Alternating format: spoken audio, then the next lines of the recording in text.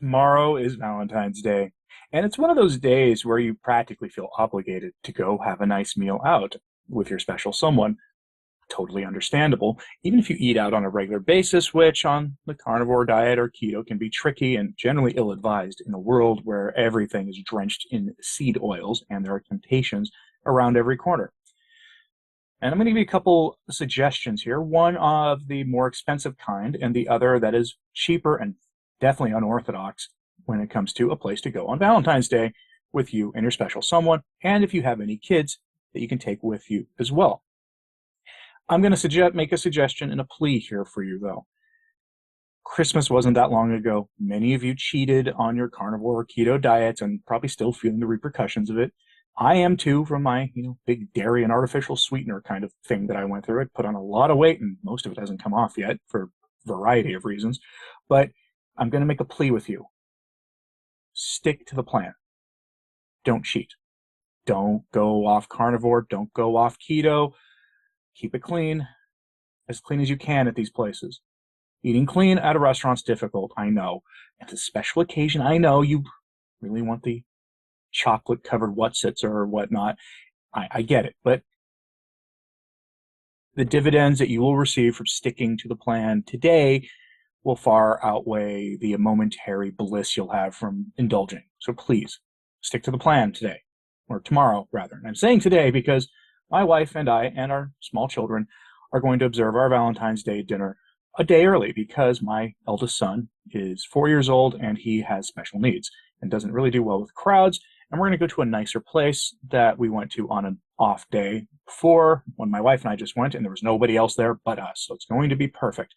And the fact that we're going to do that today, the day before Valentine's Day, which I think is the best day of the year to go have your Valentine's Day dinner, is the day before because the restaurants are empty and the staff will be very pleased to see you there.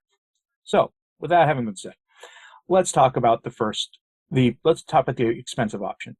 I'm not going to suggest a traditional steakhouse. I cannot justify going to a steakhouse, not having any of the sides, practically any of the appetizers, paying that much for a single steak when I can make a better steak at home that is 100% seed oil free. I'm sure you sympathize. But I'm going to suggest if you have one anywhere near you within an hour's drive, go to a Brazilian steakhouse. If you can get the reservation. It's a little short notice at this point, but if you can get the reservation, go. My wife and I will be checking out a place called Rodizio. It's in Oklahoma City. They are a chain, apparently, not of Brazilian steakhouses. There's one in Dallas and a few other locations around the country. And we're choosing them over the one that's the one owned at a casino that's near us because this place, well, one, I don't have to bring my kids into a casino. I mean, come on. But also because it'll be empty and the food is very, very nice. And it's a little bit nicer than the one nearer us, even though we still like that one. And I'm going to tell you the reason for the Brazilian steakhouse. This is the place, kind of restaurant, where you've heard of, where they take the meat on the big skewers. The gauchos come out nicely dressed and they have meat on skewers and they come to your table, put the skewer on your plate and cut thin slices of picanha, which is a divine cut of beef, or any of numerous other cuts of beef, and they give you as much all you can eat basically at these places. That's where I'm going because I can't duplicate that at home, not yet. I intend to fix that, and it can be done at home, but it's hard. But that's good bang for your buck, and you're going to spend 50, 60 bucks a person at a place like this. And here's what you can expect when you go in there. They will have typically a salad bar buffet. If you are dairy friendly, like Rodizio is different than some other ones that I've seen, where they will have cheese on the cubed cheese, but no seafood, unfortunately. I wish they did have some seafood there, but they don't. But cubed cheese on their buffet, and they will have a bunch of salad and a bunch of other stuff that's not carnivore. If you do keto, you'll be perfectly happy with what you see there. Other Brazilian steakhouses will often have raw oysters and shrimp and some salmon that's seasoned. It's wonderful. They also, when it comes to the meats that they do, they will tell you what it's seasoned with. So if you don't want to eat a piece of chicken thigh that's been marinated in lime juice, you can pass. The reason I'm bringing up Rodizio specifically is because this place has something I've never seen at another one: chicken hearts that are perfectly cooked. I'm not big on organ meats. I'm not a you have to eat organ meat to do carnivore right person.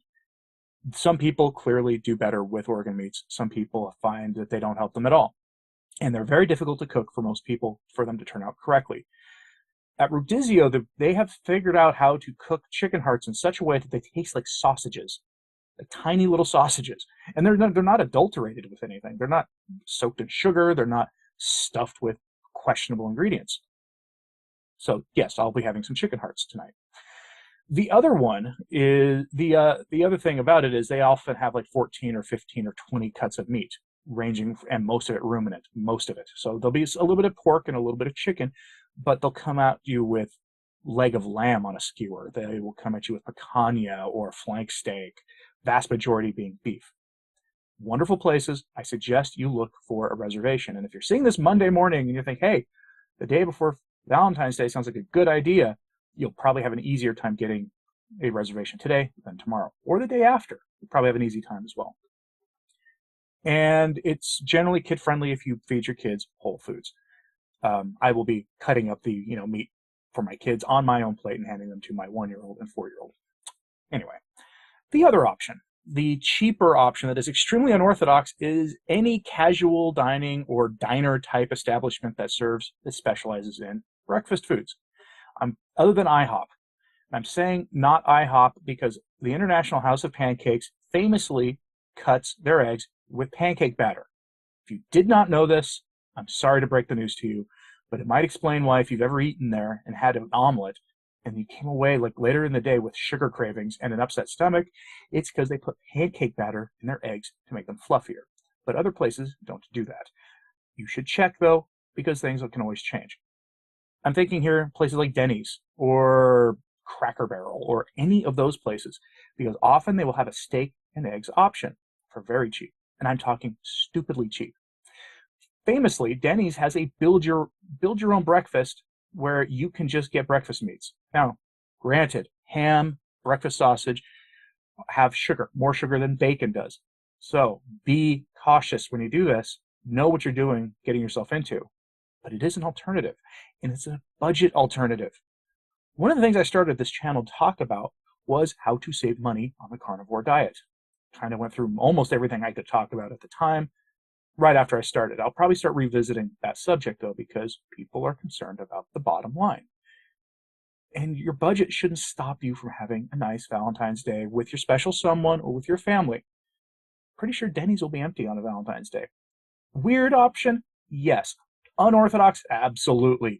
You're going to feel kind of like you're cheating a little bit by going to Dennys on Valentine's Day? Sure. But being able to get an all-meat omelet with maybe ordering, because of how cheap it is, ordering both like the all-meat omelet and then ordering their steak and eggs and getting a weird look from the waitress while you order 2 dishes and chow down and spend half of what I'm going to spend just, for myself at the place I'm going, you're going to come out ahead.